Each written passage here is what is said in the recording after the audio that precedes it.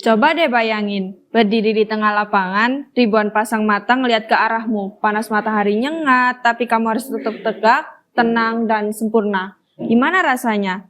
Deg-degan, bangga, atau malah pengen kabur? Hai all, welcome to Talk Show Grow Your Mindset.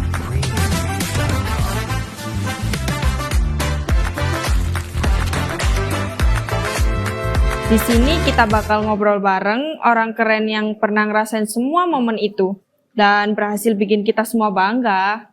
Dia adalah sosok yang jadi inspirasi banget sih buat generasi muda. Dan hari ini, bener-bener spesial sih. Aku ditemenin sama salah satu alumni cantik di sekolah kita yang waktu SMK tuh aktif banget. Super berprestasi dan si pembawa baki upacara 17 Agustus di tingkat Kabupaten Pasuruan. Langsung aja kita sapa Kak Alodia Permatasari alias Kak Lodi.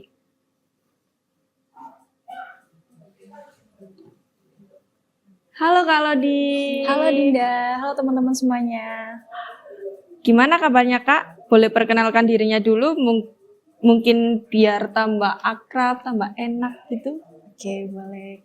Halo teman-teman semuanya, perkenalkan nama aku Alodia Permatasari, bisa dipanggil Lodi, bisa dipanggil Alo. Aku alumni dari SMKN 1 Bangil, angkatan 2025. Dulu aku ambil jurusan Teknik Jaringan Komputer dan Telekomunikasi. Oke.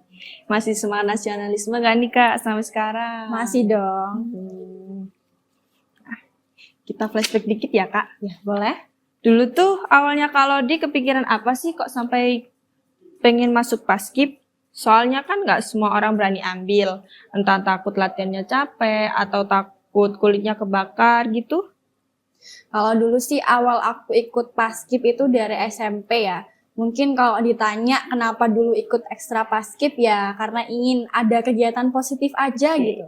Terus karena ya ngelihat anak Paskib itu keren kan karena fisiknya juga pasti terlatih juga gitu. Jadi setelah SMP ikut Paskib, terus SMK juga ikut Paskib dan di situ ternyata nggak hanya ada Paskib tapi juga ada Paskibraka.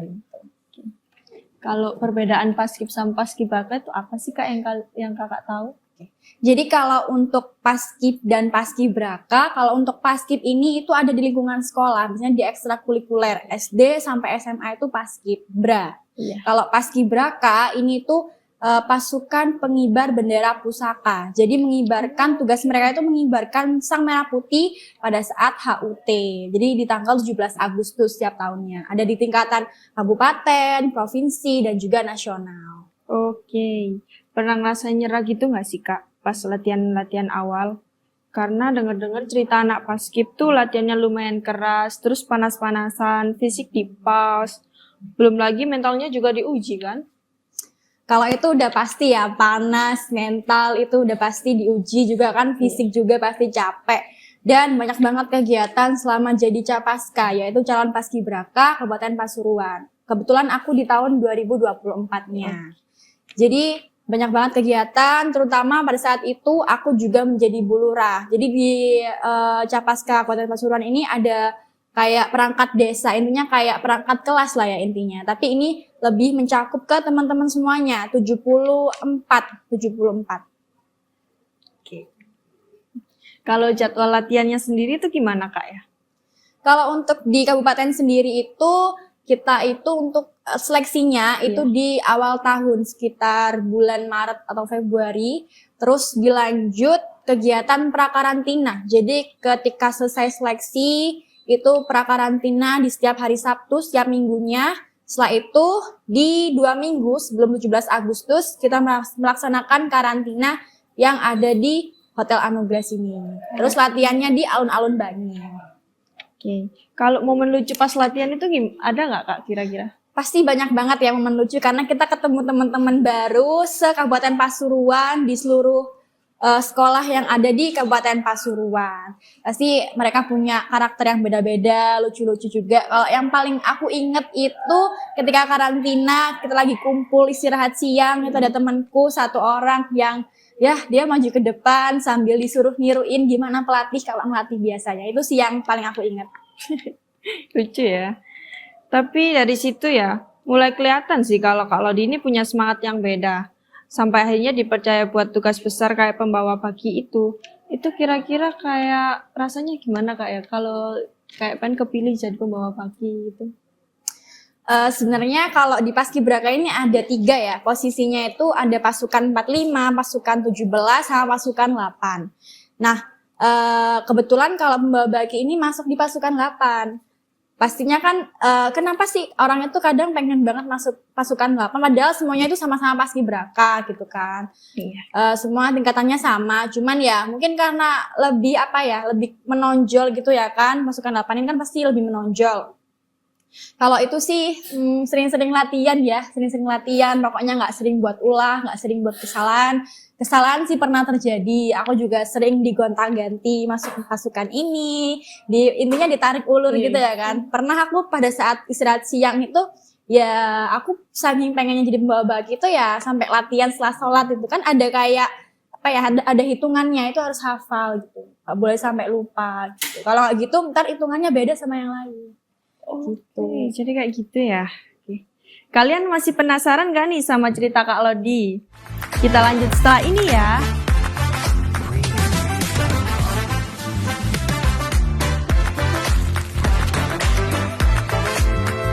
Nah, lanjut nih. Sekarang kita masuk ke momen yang paling merinding ya. Waktu Kak Lodi jadi pembawa pagi, tepatnya di alun-alun Bangil, aku pribadi lihat waktu itu di foto dan wow, Kak Lodi itu benar-benar tampil tenang, elegan dan benar-benar aku amazed sih lihatnya meskipun cuma di gambar ya. Pas ada di barisan kakak ngerasa apa tuh Kak, gugup nggak sih? Karena nggak kelihatan gugup sama sekali sih di muka kakak itu. Kalau pas hari H sih gugup enggak ya, karena beberapa waktu sebelumnya kan kita latihan pra-karantina, pas karantina juga. Jadi ya mungkin gugupnya pas itu ya. Tapi yang paling gugup itu pas gladi bersih sama gladi kotor, dimana itu ada kejadian dimana tali sepatu aku tuh padahal udah diikat 2 kali itu tetap lepas. Kan kayak grogi ya bagi walaupun nggak ada isinya, tapi kan takut kesandung gitu ya kan, takut jatuh. Soalnya itu kalau pada saat gladi itu didatengin beberapa pejabat gitu. Jadi beberapa pasukan dari militer ataupun polisi itu juga datang gitu. Terus kalau untuk pas hari H sih alhamdulillah enggak ya, enggak ada gugup atau gimana, kayak ngerasa ya ini waktunya aku tampilin yang terbaik gitu ya kan. Karena kan kita juga bawa nama kabupaten, nama sekolah gitu ya kan, gitu sih. Keren sih. Ada yang kayak tertarik gitu nggak sih Kak sama militer-militer di sana? Gitu? Oh enggak.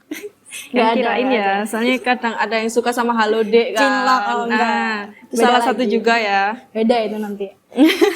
Mungkin ada waktunya sendiri Iya, mungkin ya betul. nanti. Kak, waktu di antara semua anggota Paskib itu gimana sih proses pemilihannya sampai kakak yang terpilih jadi pembawa paginya itu?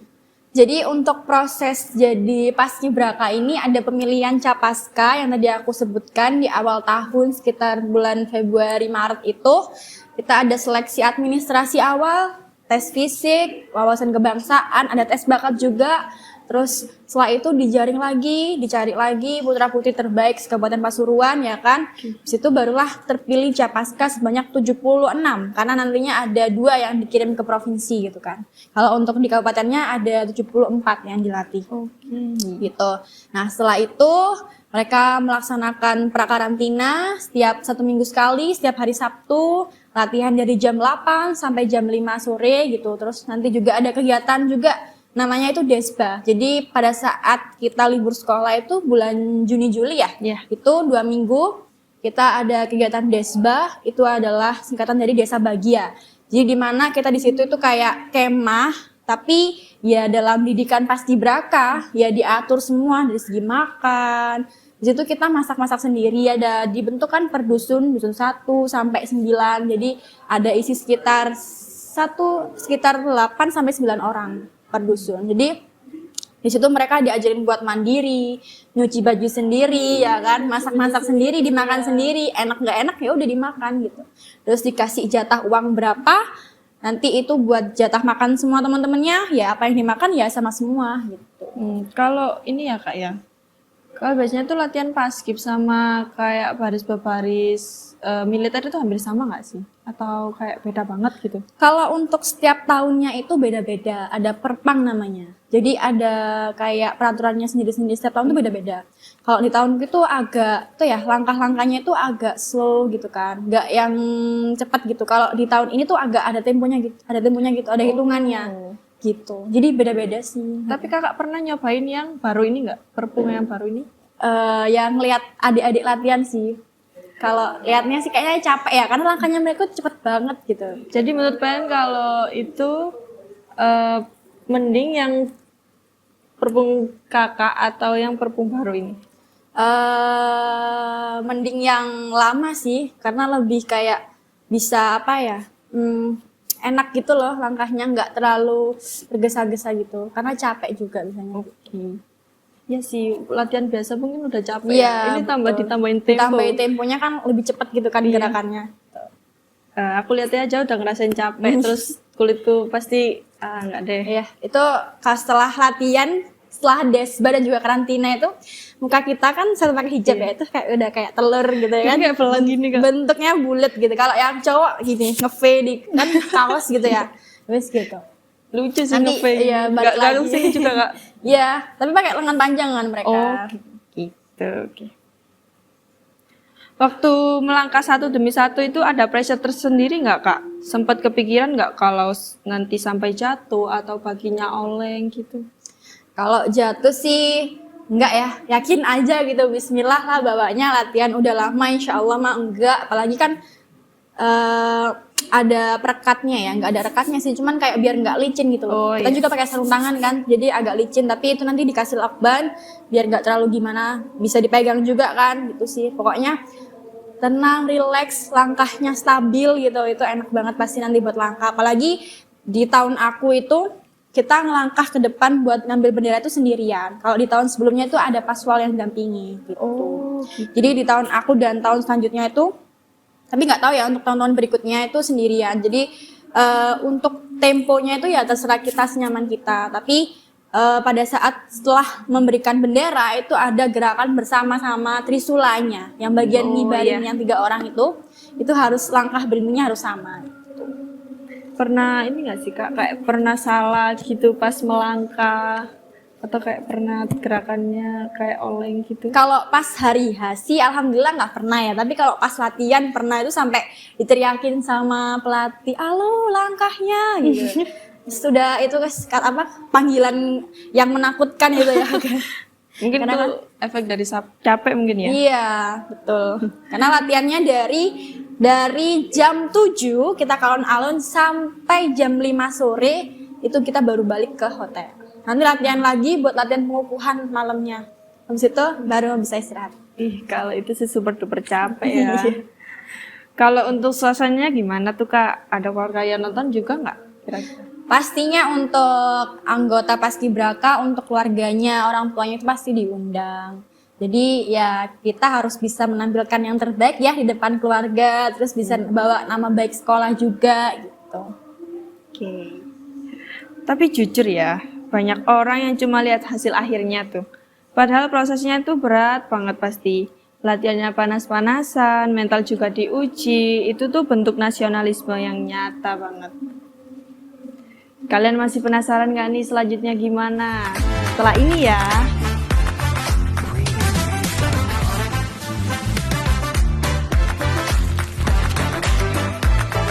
Nah, lanjut nih. Kak, kan banyak anak muda yang berasumsi nasionalisme itu cuma soal upacara bendera atau cuma hafal lagu wajib. Tapi menurut Kak Lodi, nasionalisme itu yang benar gimana sih? Kalau menurut aku sendiri ya, arti dari nasionalisme setelah aku mengikuti karantina dan juga jadi paskibraka itu nggak hanya tentang ikut upacara bendera, disiplin, tapi juga gimana cara kita bisa menghargai orang lain. Nggak hanya yang usianya di atas kita, sepantaran dengan kita atau di bawah kita, tapi dengan semuanya gitu. Gimana cara kita bisa menghargai orang lain, menghargai waktu gitu kan. Karena kan pada saat karantina kita dikasih waktu sedikit ya untuk persiapan, untuk tidur, untuk apapun itu kita jadi kayak ya waktu itu seberguna itu gitu, seberpengaruh itu, terus kayak ya gimana caranya biar untuk kedepannya kita nggak buang-buang waktu untuk hal-hal yang nggak penting gitu. Kita optimalkan waktu itu untuk menghasilkan hal-hal yang positif gitu. Tapi kalau dia pernah nggak kayak punya teman yang entah itu nggak bisa menghargai waktu atau kayak ya kurang mungkin jiwa nasionalismenya gitu?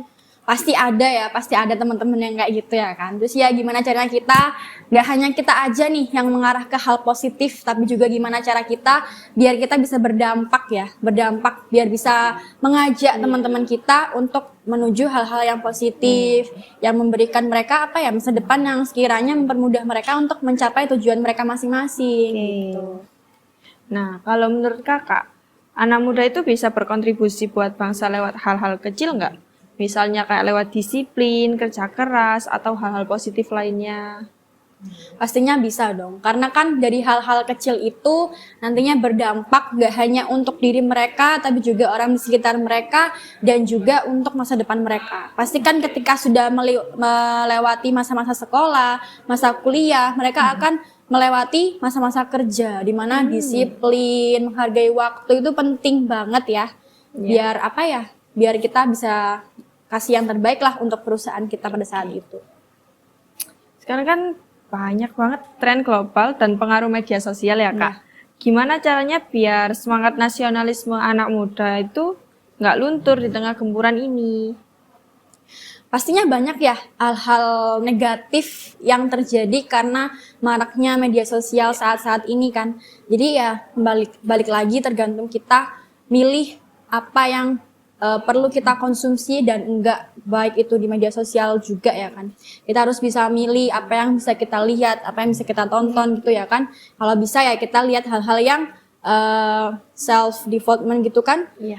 Meningkatkan kepercayaan diri mereka gitu kan, ke hal-hal yang mereka ingin tekuni. Kadang kan kita di sini di medsos kan banyak banget ya yang bisa kita cari, nggak hanya hiburan aja tapi juga pembelajaran. Apa yang ada itu pasti ada, jadi dari menanam tanaman, masak itu semua ada ya kan di medsos ya kan. Nah, kalau support sama tanggapan dari orang sekitar itu gimana Kak? Pas jadi itu paskibraka. Kalau support sih dari orang tua, dari keluarga pasti support banget ya kan.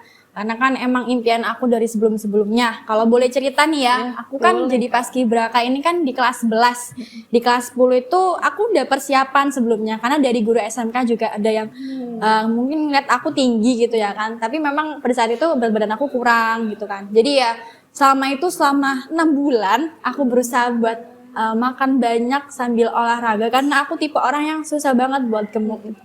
Terus adalah satu hal yang buat aku jadi stres, down, terus akhirnya kayak berat badan aku turun drastis setelah sakit itu, dan aku ngerasa kayak perjuangan aku selama 6 bulan ini sia-sia gitu. Dan di saat itu aku kayak udah gak ada harapan lagi buat jadi paskibraka. Dan akhirnya aku namanya relasi ya, aku ada temen, terus temen aku ngasih info dan kebetulan dia juga pengurus juga, jadi aku ya alhamdulillah untuk persyaratannya juga dikasih tahu gini-gini, jadi aku bisa mempersiapkan dari awal gitu. Dan ya aku coba, tapi awalnya itu berat badan aku juga kurang deh.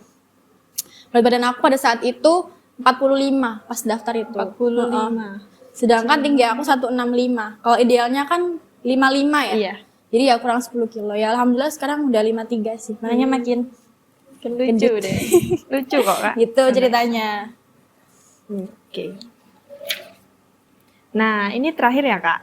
Coba dong kasih pesan buat teman-teman yang mungkin pengen ikut paskib tapi minder duluan, atau buat mereka yang merasa kecil dan nggak percaya diri gitu sama badannya atau kayak sama tinggi badannya juga gitu.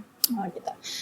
Mungkin kalau buat teman-teman nih yang pengen banget jadi paskibraka, ya harus berusaha fisiknya diperbaiki, dicari ini kekurangannya apa. Oh, aku kurang wawasannya. Oh, aku kurang kuat fisiknya gitu kan. Oh, aku kurang berat badan, kurang tinggi badan. Selagi masih ada waktu, diperbaiki semuanya. Nanti ketika kalian udah berusaha, walaupun belum rezekinya, percayalah rezeki kalian gak hanya di paskibraka aja, tapi Tuhan udah mempersiapkan kalian untuk pintu-pintu rezeki yang lain gitu. Karena kan jalan kesuksesan setiap orang itu beda-beda ya. Gak hanya dari paskibraka aja kalian bisa sukses gitu. Jadi ya dari aku, kalian harus terus belajar, jangan pantang menyerah. Gak ada hal yang kalian lakuin itu bakal jadi sia-sia. Pasti kalian nanti bakal bermanfaat gitu ya kan. Ketika kalian udah berjuang nih, kalian gagal. Oh aku gagal, sia-sia atau enggak bakal sia-sia. Nanti ketika beberapa tahun yang akan datang kalian bakal ngerasa, oh ini ya usaha aku yang dulu-dulu, baru kelihatan sekarang gitu. Pokoknya kalau moto dari aku sendiri ya, kalau orang lain bisa, pasti aku juga bisa. Itu sih yang buat aku nggak gampang menyerah gitu ya. Aku ngeliat pasti kan kadang kalau kita menjalani itu kayak susah banget. Tapi kalau melihat orang lain kok gampang ya? Ya karena mereka selalu berusaha gitu. Mereka punya moto itu gitu. Oke. Hidup juga kayak biasanya sawang sinawang kak Ya betul. Rumput tetangga pasti lebih indah iya, ya kan.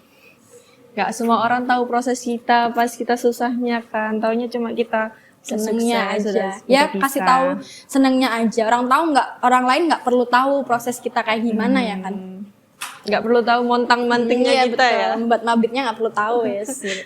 Duh Kak Lodi nih, bukan cuma keren di lapangan sih, tapi juga keren di omongannya Terima ya. kasih. Inspiratif banget sumpah. Makasih banyak ya Kak Lodi, udah nyempetin hadir di talk show kita. Dari kisah kakak, kita bisa belajar kalau nasionalisme itu bukan soal upacara dan hafal lagu nasional doang ya. Tapi soal tanggung jawab, proses, dan keberanian untuk berdiri paling depan. Dan buat kalian semua yang sudah nonton, thank you. Udah stay bareng kita. Sampai ketemu lagi di episode berikutnya dari Grow Your Mindset. Dadah!